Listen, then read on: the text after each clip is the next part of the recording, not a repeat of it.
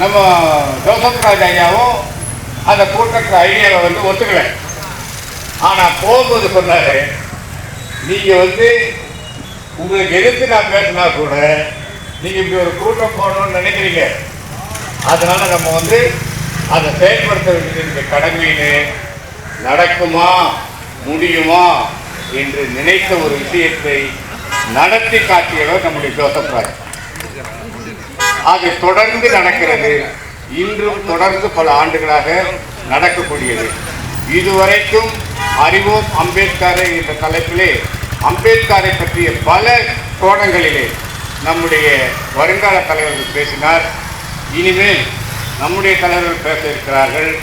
அந்த கூட்டத்துக்கு தலைமை தாங்கி நம்முடைய ஜோசப் ராஜ் ஐயா அவர்களை நடத்தி கொடுக்குமாறு கேட்டுக்கொள்கிறேன். அவர் என்கிட்ட ஒன்று சொன்னார், தலைவர்கள் என்ன போடாதீங்க, ஒருங்கிணைப்பாளர் போடுங்கன்றார்.